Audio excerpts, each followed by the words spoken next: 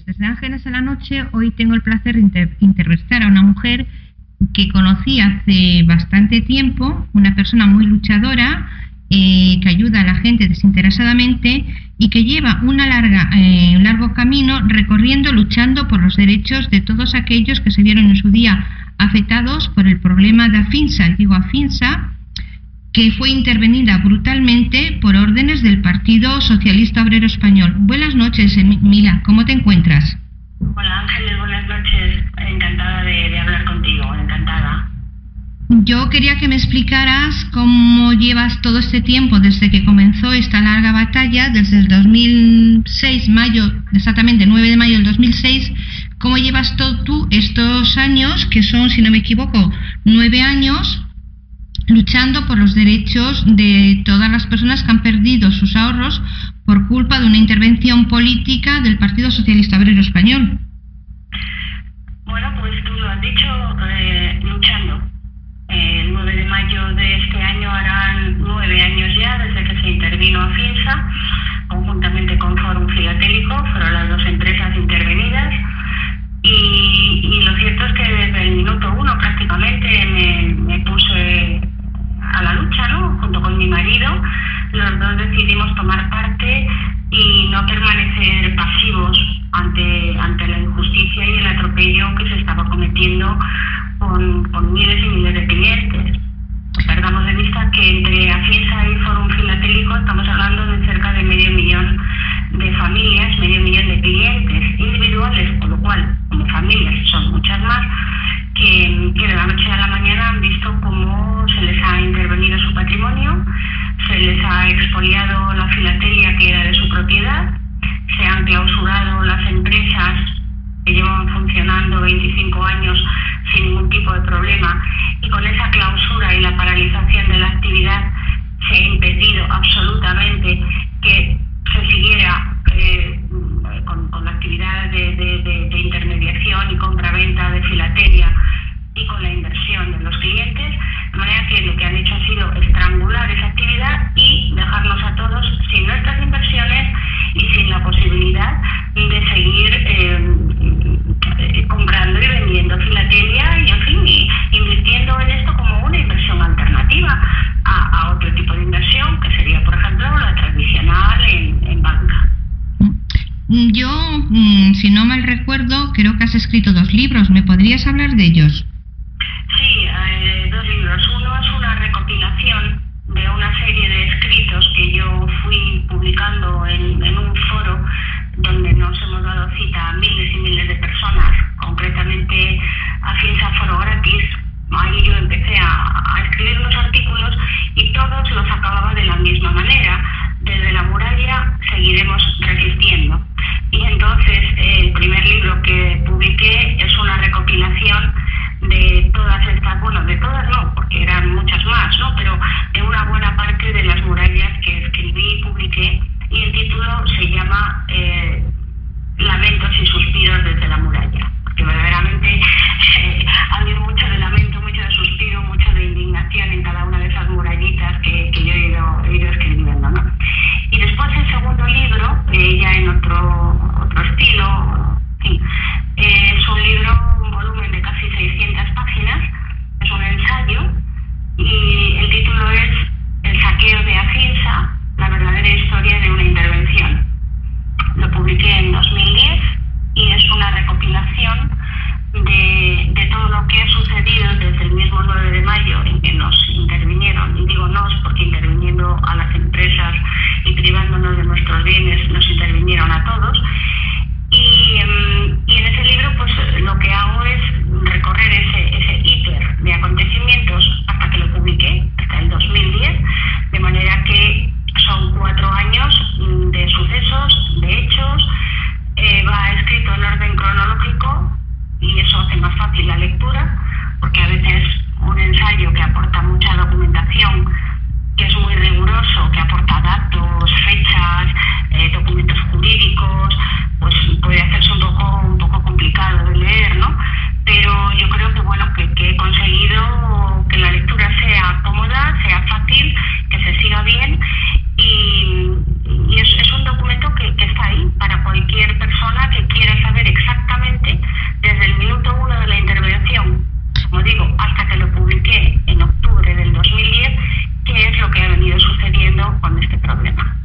yo quería hacerle otra pregunta. ¿Qué le parece a usted toda la desinformación que dio la prensa? Porque la prensa, hay que recordar que no se portó bien con los afectados de Afinsa ni de Foro Filatélico, porque en lugar de hablar de los hechos reales, como se habla en su libro, de lo que ha sucedido, de investigar, como hemos hecho algunas personas, se dedicaron simplemente a poner en los periódicos, en las televisiones y en las radios las palabras del Partido Socialista. ¿A usted qué le parece este hecho? Bueno, a mí me parece que aquí ha habido un poco de todo. Aplicando, bueno, el principio de que no todo el mundo es culpable de ser tan mal profesional, yo puedo pensar que hubo periodistas que publicaron noticias sin el rigor informativo y el estudio y el análisis que hubiera requerido ante una situación tan complicada, ¿no? Y no por mala intención, sino por desinformación. Esto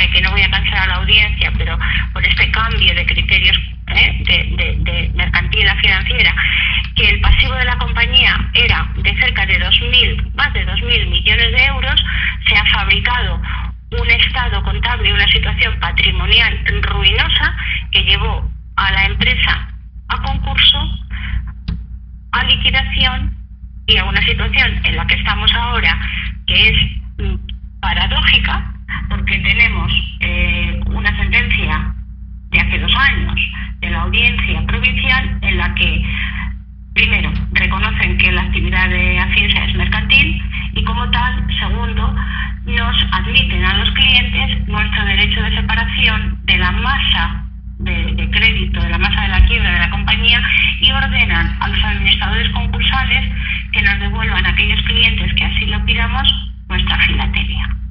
De manera que todo esto se cae, se derrumba y está todo cogido ya con alfileres. En mi opinión, lo único que tienen es tiempo que ganar y dar patadas hacia adelante con este problemón que han originado por una intervención a todas luces injustificada, y es mi opinión. Yo creo que lo que no saben ya es cómo salir de este follón, ¿no? Cómo salir de este lío que han organizado, que ha arruinado 2 empresas. Vuelvo a hablar también de Forum, porque por solidaridad igual, a ellos les intervinieron igual que a nosotros, y el patrimonio de las empresas, que es un patrimonio no rico. Afinsa tenía más de 3.500 agentes en la calle, trabajadores aparte, en fin, tenía una plantilla tremenda, 192.000 clientes, un activo brutal. Entonces todo eso lo han destruido, y a nosotros los clientes pues nos han dejado en la ruina, claro. Y mi pregunta es, porque si no acabo de escucharte mal, acá tú has dicho que fue una orden que dio el gobierno socialista a la propia delegación de Hacienda. Pero yo creo recordar, corrígeme si no estoy en lo cierto, de que fue no fue el gobierno, sino el propio Partido Socialista quien emitió ese documento diciendo que habían sido ellos. Bueno, en ese párrafo es el gobierno del Partido Socialista, quita los documentos de la Ejecutiva Federal del Partido Socialista. Y en una Ejecutiva Federal circula ese documento y ellos hablan de que sí, que es el propio gobierno socialista. Incluye la palabra gobierno. Yeah. Quien da la orden de intervenir, quien a través de la agencia tributaria ordena que se intervenga la compañía. Pero yo entiendo, el poco que yo entiendo de derecho, que lo lógico hubiera sido que para eso está el fiscal general del Estado, que a través de la Fiscalía General del Estado se hubiera abierto una investigación. Bueno, yo creo que la investigación estaba abierta. De hecho, lo que yo también llevo investigando y comento en el saqueo de Afinsa es que desde el 2005 ya se habían abierto, y anteriormente, yo creo que las actas de inspección se abrieron antes. A partir del 2003 empezaron ya a investigar a la compañía y pero todo de una manera muy soterrada, nada alarmante, ¿no?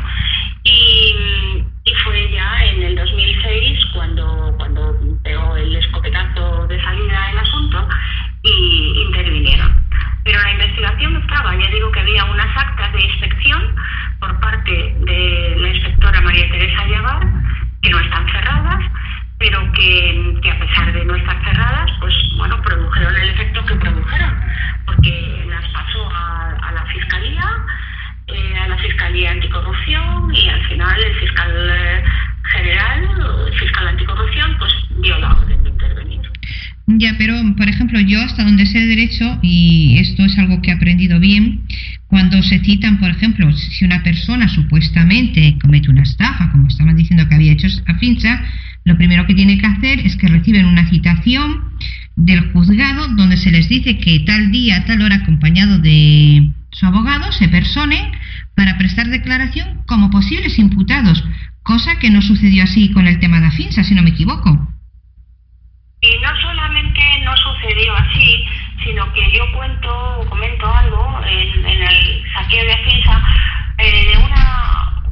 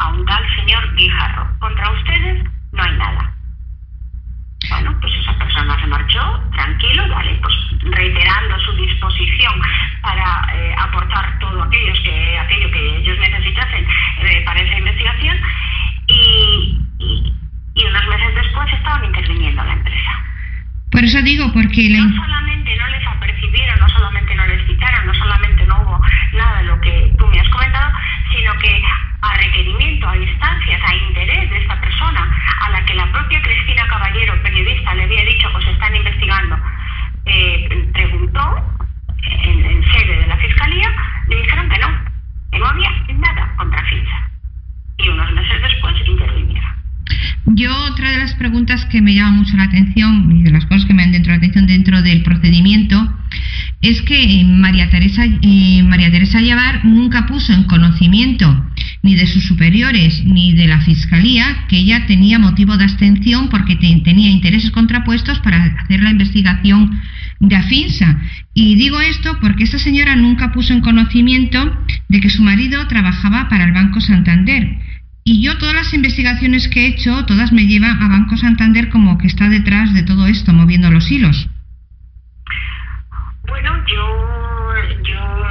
no sé, hasta yo no entiendo de leyes, no soy abogada, pero si tú lo dices, tiene que ser así. Yo sí sé que, o podría ser así.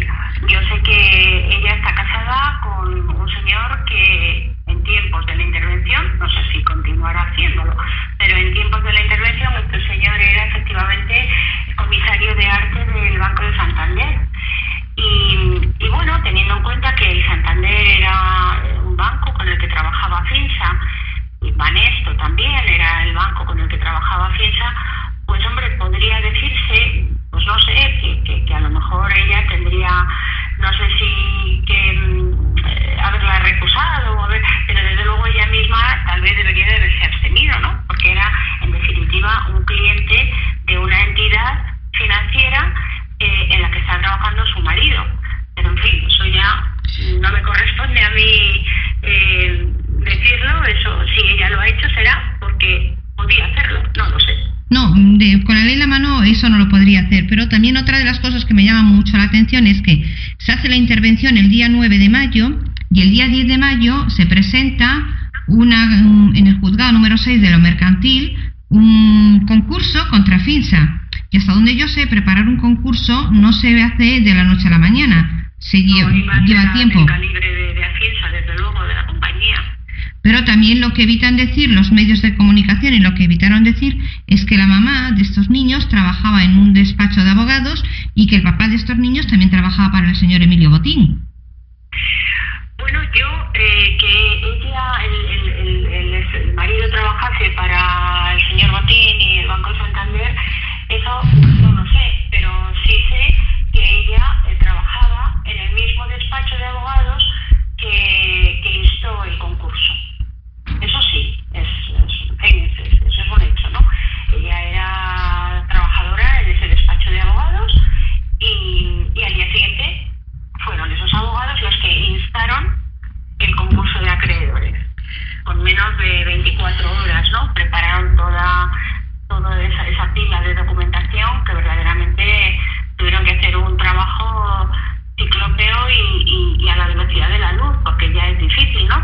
Recabar información, estar trabajando durante toda una noche y al día siguiente instar el concurso de acreedores.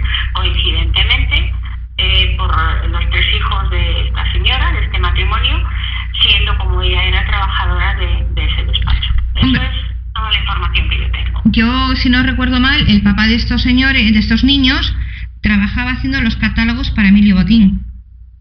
Pues mira, es una información que yo desconocía.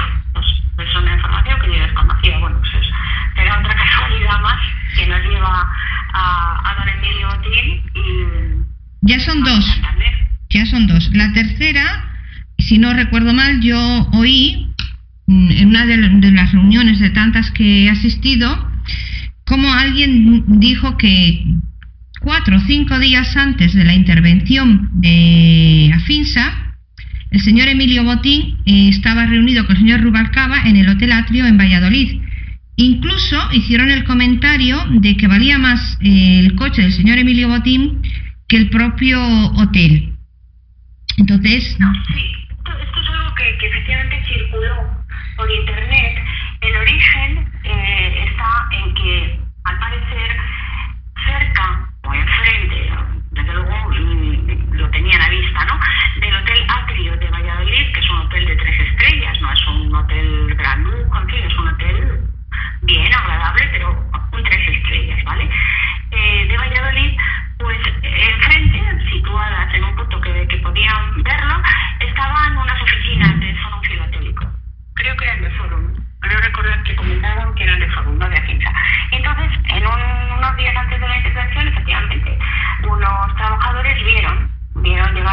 señor Botín, el señor Rubalcaba, y aparcaron los coches de seguridad y tal, y estuvieron. Ellos entraron al Hotel Atrio y bueno, pues departirían, tendrían su reunión allí, en fin, no sé qué asuntos les llevarían allí, pero lo cierto y verdadero es que sí, que parece ser que 4 o 5 días antes de la intervención se produjo esa reunión. Lo que llamó luego la atención fue que el Hotel Atrio, curiosamente, es el mismo nombre que la policía. Todos sabemos que la policía, cuando pone en marcha estas investigaciones, que son macroinvestigaciones, pues les da un nombre clave, ¿no? Pues el nombre clave de la operación de intervención de AFIENSA y Foro Filatélico se conoce como Operación Atrio. Por eso digo que 2 son casualidades, 3 ya no son casualidades. Yo no lo sé, yo me limito a contar y a decir y trasladar todo lo que yo tengo como información. Yo no estuve en esa reunión, ni siquiera fui testigo de que se produjera, con lo cual no puedo decir nada, pero sí es verdad que la información circuló hasta que de repente desapareció. Ahora ya pones en la red alguna palabra clave, en fin, en Google y tal, y no aparece absolutamente nada sobre esa reunión. Otra de las cosas que también quería preguntarte, porque yo, claro, me entero de las cosas y yo, bueno, te lo comento, yo hice una llamada al Hotel Atrio, pregunté por la reunión que había mantenido allí el señor Emilio Botín y el señor Rubalcaba, y me dijeron que no me podían dar detalles de los clientes. Entonces yo lo único que pedí es que quería, si me podían alquilar la misma sala donde habían estado ellos reunidos. Y efectivamente, pues la chica me dijo que sí, que habían estado, y me dijo el nombre de la sala donde habían estado reunidos. Yo esa conversación la grabé y la tengo guardada, que la tengo que buscar porque, bueno, a veces guardo tantas cosas y después me encuentra, pero la tengo. Por eso te decía que 2 son casualidad, 3 ya no es una casualidad. Pero también hay otra cosa que me llama mucho la atención, porque si no he hecho mal mis deberes, creo que todo comienza en Estados Unidos porque AFIENSA cotiza en bolsa en Estados Unidos, ¿no? Bueno, sí, AFIENSA no era una empresa menor. AFIENSA realmente era una multinacional. Tenía muchas empresas a nivel internacional, pero además tenía una filial. AFIENSA era la matriz de una filial Scala Group, que cotizaba en el índice Nasdaq de la bolsa norteamericana. Y creo que había algún hacker intencionadamente que quería destruir que cayeran las acciones de esta empresa para así poderse hacer con la empresa algún familiar de Emilio Botín. No, esta información yo no la tengo de esa manera, Yo los hechos tal y como yo los tengo constatados es que efectivamente desde el año 2004 empezó a sufrir, incluso alguno antes ya, ¿no? Pero desde el 2004 fundamentalmente Scala Group empezó a sufrir ataques de lo que se conoce como inversiones o compra de acciones a corto en descubierto. Si me das un minuto explico Sí, por favor. Que es esto, no es fácil explicarlo, pero voy a intentar para no liar demasiado a la audiencia, ¿no? Es una práctica la de comprar acciones a un precio pensando que van a bajar esas acciones y después las puedes vender al precio en fin, que ha bajado la acción y hacer tú una ganancia con esa diferencia. Y otra cosa es la práctica de no vender acciones porque no existen, saturar, hacer órdenes de compra de acciones sin existir esas acciones. Sin existir, no existen.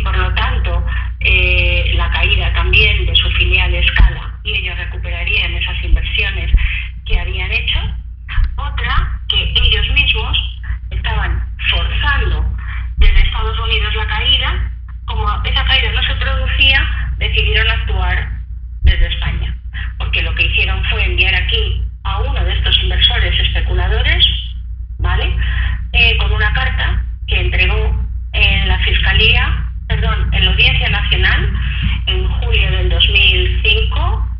La carta tiene registro de entrada de agosto del 2005, denunciando a Finsa por estar cometiendo una serie de delitos, estafa piramidal, en fin, todo lo que después quedó reflejado en el documento de diligencias de la Fiscalía.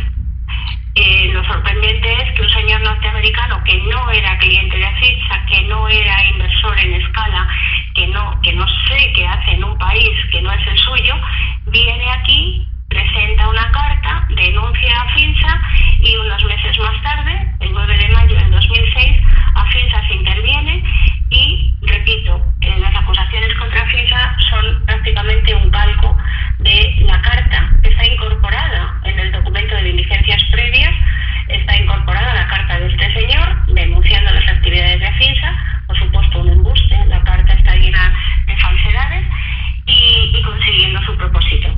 Como consecuencia de esto, las acciones de Escala cayeron, claro, y se supone que la cantidad de dólares que ellos se embolsaron con esta operación pues ha sido muy, muy, muy importante. Yo había sentido el rumor, no sé si es cierto o no, de que este señor que vino tenía que ver algo de amistad, no sé si con un hijo o con una hija de Emilio Botín. A mí no me consta. Esa parte que a ti te puede haber llegado, a mí, sinceramente, no me consta. Y otra de las cosas que también me llama mucho la atención es que si viene este señor con una denuncia, ¿cómo es que no se ha rectificado después en la denuncia? Porque tú cuando pones una denuncia te llaman del juzgado para ratificarte en esa denuncia y creo que no hay ninguna ratificación por parte de este señor. No que yo tenga constancia. Porque en realidad es que la denuncia no debería haber sido admitida. De hecho, en el informe de diligencias previas que yo pude ver en una visita que hice a la Audiencia Nacional, consta como que esa denuncia en realidad no se podían hacer eco de ella, porque es un ciudadano norteamericano, porque no tiene intereses en la Afinsa, porque no es cliente, porque, en fin, toda esta cuestión. Pero en cambio ahí estaba incluido el documento, por lo cual... Un documento que, como tú bien has dicho, no se puede incluir porque para poner una denuncia en España tienen que ser tres requisitos. Efectivamente, no los cumplen porque o no los cumplían porque es ciudadano norteamericano. Efectivamente, no tiene nacionalidad española, no tiene carnet de identidad española, no reside en España. Tampoco tenía intereses, porque fíjate, de haber sido cliente de Afinsa, bueno, pues como cliente de Afinsa, es que este señor ni era cliente de Afinsa, ni era cliente de Escala, y la denuncia atacaba furibundamente a Afinsa. Pero es más, este señor se ha sabido, yo lo sé, está constatado, que es un hedge fund, y que efectivamente este señor trabaja para una gestora de fondos que abiertamente y manifiestamente se sabe que estaba comprando en descubierto contra Escala en Estados Unidos.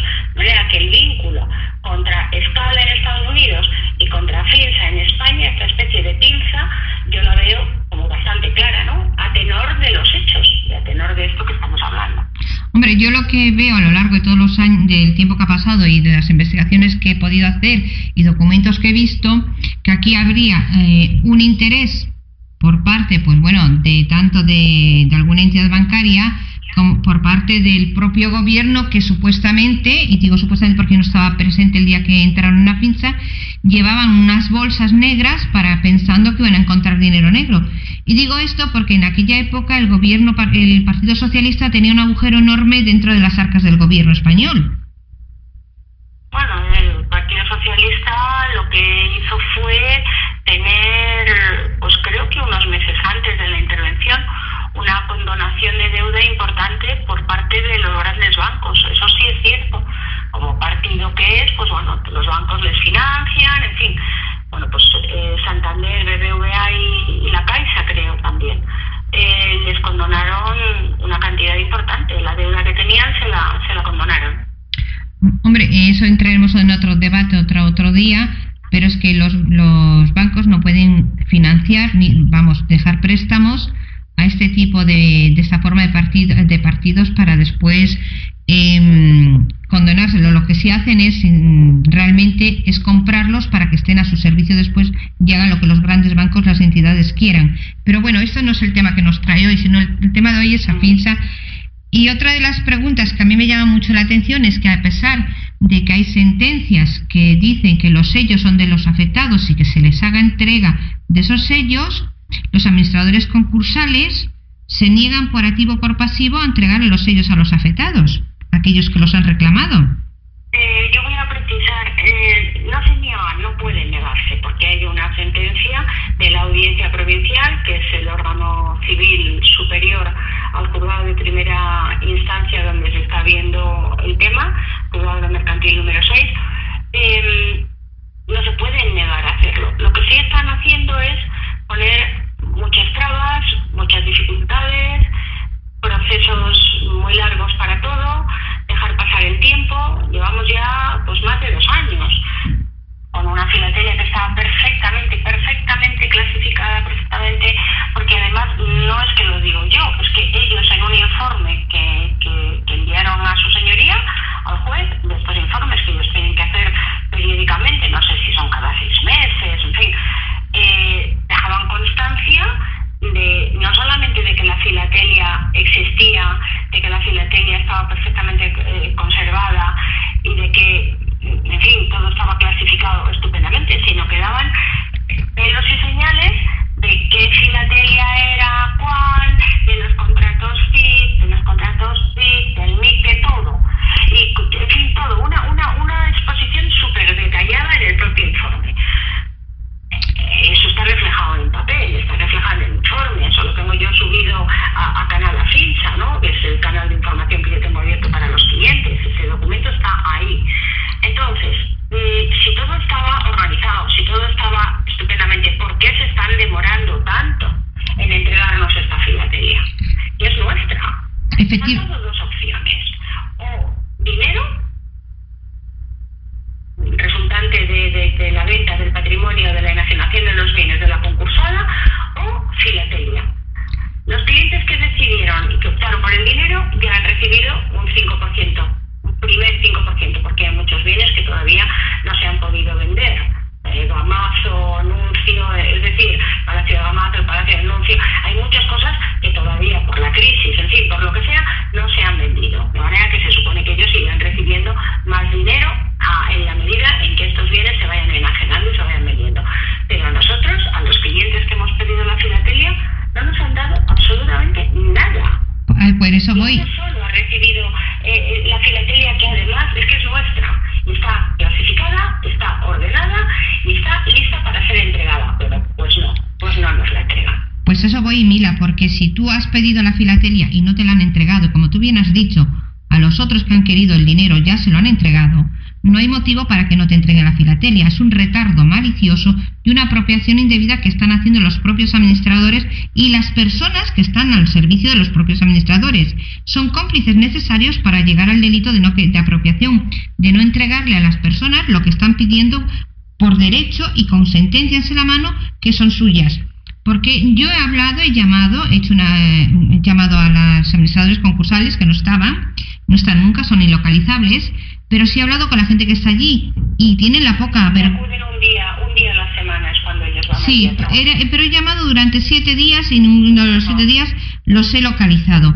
Entonces, una de las cosas que me llama mucho la atención es que los propios trabajadores que están allí, que tienen la poca vergüenza de decir aún encima, como me dijeron, porque yo esto lo tengo registrado, es que la sentencia, nadie ha pedido la firmeza de la sentencia. Mire usted, no hace falta pedir la sentencia, la firmeza. Hay una sentencia y usted está obligado a dármelo y punto. Sin embargo, no lo hacen. ¿Por qué motivo? ¿Y por qué motivo un trabajador da ese tipo de respuestas?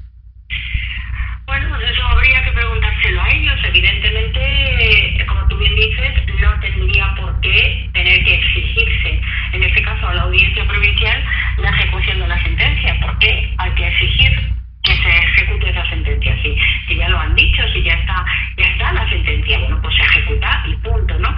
Pero ¿por qué lo están demorando? Bueno, cada uno que saque sus propias conclusiones y que llegue a sus propias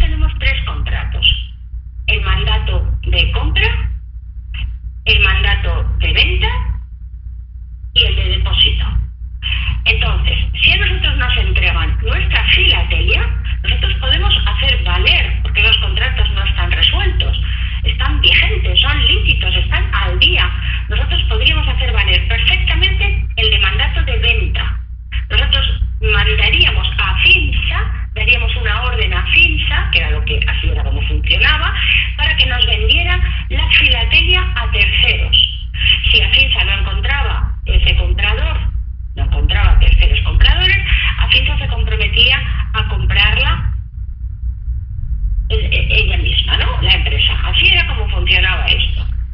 Pero aparte... Genial.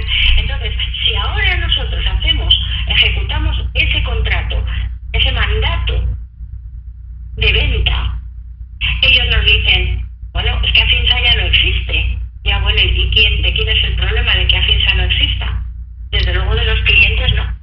No, y aparte otra de las cosas que yo ya tengo conocimiento es que ellos ya mandaron en su día una carta modelo para aquella gente que quería que se le devolvieran los sellos. Eso uno. Y por otro lado, también hay que recordar... Ahí no se citaba para nada que las personas que reclamasen su filatelia quedarían excluidos de la lista de acreedores. Eso es una nueva historia que quieren incorporar en estos documentos que han pasado al juez para su aprobación. Y es que aparte yo no tengo por qué firmarles ningún papel, ningún documento a ellos. Yo presento un escrito solicitando en base a la sentencia tal que se me haga entrega de mi propiedad, y si en el plazo de una semana o 15 días no me la entregan, yo procederé judicialmente contra ellos por apropiación indebida.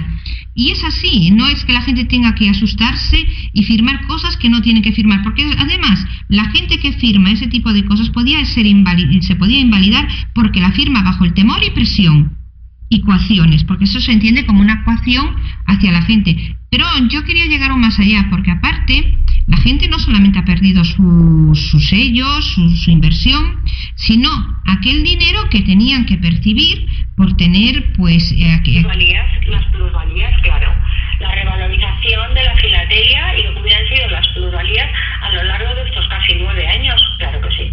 Entonces, ese es otro dinero que también tienen que recuperar los afectados, pero aún voy más allá, que en el momento que hicieron la intervención de Afinsa, había dinero para seguir haciendo. Si hubieran hecho la intervención como se suele hacer, porque a veces se hace por un administrador y que tiene que sacar la empresa adelante, cosa que aquí no fue sacar una empresa adelante, aquí fue hundir a la empresa porque interesaba a ciertos políticos, como he dicho antes, y a ciertos banqueros. Se entiende que un administrador concursal es para sacar una empresa que está en crisis adelante, ver las viabilidades que puede tener. Sin embargo, con Afinsa no hicieron eso. Con Afinsa la endeudaron creando deudas con la Seguridad Social y deudas con la propia Hacienda, si no me equivoco. Y es que además esas deudas que se crearon, porque Afinsa estaba al corriente de todas sus obligaciones, tanto con la Seguridad Social como con la Agencia Tributaria, pero esas deudas que se crearon fue porque el administrador judicial dio orden de suspender todos los pagos, y entonces eso fue lo que posibilitó que después los 3 administradores concursales nombrados por el juez, uno de ellos fuera en representación de la Agencia Tributaria, porque claro, la convirtieron en acreedora. El otro es un abogado y el otro es un economista, que es lo que exige la ley concursal. Un representante de los acreedores, un abogado y un economista. Entonces, como representante de los acreedores, ¿a quién pusieron? A la Agencia Tributaria. A esa señora se la recusó, a Ausbank recusó a esa señora, porque evidentemente la Agencia Tributaria instó la intervención y no podía ser administradora una persona en representación de la Agencia Tributaria. Es como poner al lobo a guardar a las ovejas, ¿no? Entonces, la recusación la aceptó el juez, apartaron a esta señora de la Agencia Tributaria y en su lugar pusieron a una representante de la Seguridad Social, que es la otra institución, el otro organismo, que contrajo deuda porque el administrador judicial dejó de pagar los impuestos. De manera que tires por donde tires, el 15 de mayo San Isidro. O era la Agencia Tributaria o era la Seguridad Social, pero lo que está muy claro es que no ha habido un administrador judicial en representación limpia, transparente y en fin, por intereses directos de los propios clientes o trabajadores, que somos, pues entre unos y otros, pues eso, cerca de 200.000. Y mi pregunta es, ¿dónde estaban los abogados de estos señores para ver que se estaban vulnerando los derechos de los afectados? Porque creo que hay asociaciones y creo que hay abogados que se dan de gran renombre y que después a las pruebas me remito, dejan mucho que desear, como el nombre que venden, que es una cortina de humo, que esa es mi opinión. Porque te digo, porque tenía que haber un representante de los afectados, que no hay, porque no podía ser la Seguridad Social porque tiene intereses contrapuestos. Exactamente igual que los tenía la Agencia Tributaria, pero ya la Seguridad Social no la recusó nadie.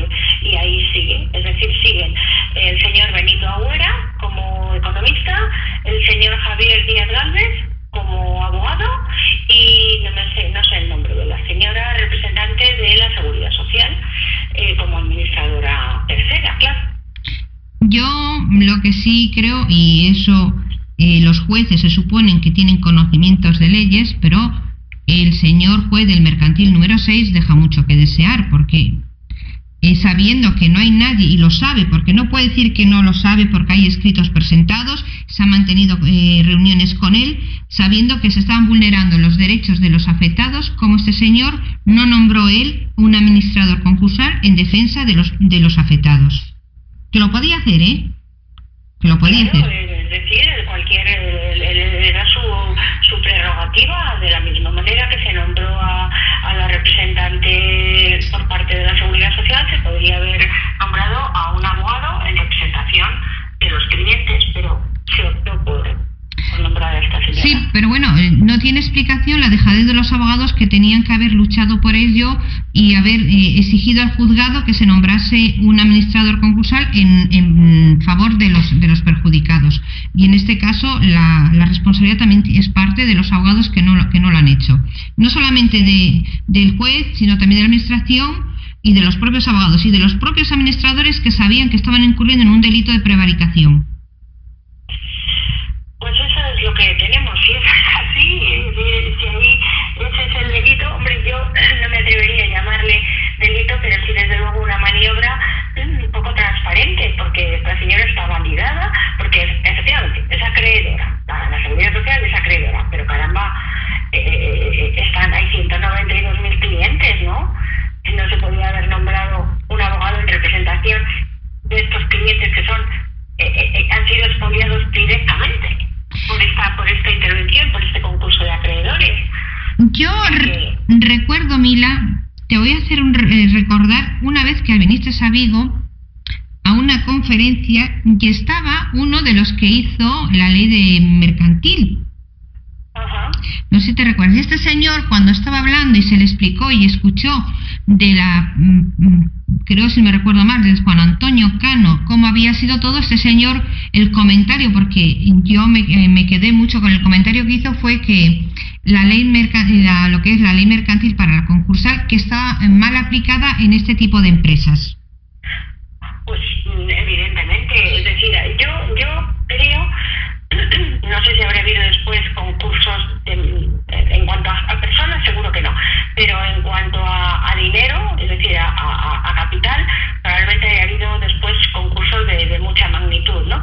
Pero creo que fue el primer concurso del calibre del que estamos hablando, es decir, entre Foro y Afinsa teníamos los concursos entre los dos medio millón de clientes, Afinsa 192.000, un quebranto patrimonial que no es tal, que ya se está demostrando que no es tal, pero que ascendía a 2.800 o 2.200, yo no sé, las cifras ya son mareantes, millones de euros, es decir, el calibre era tremendo.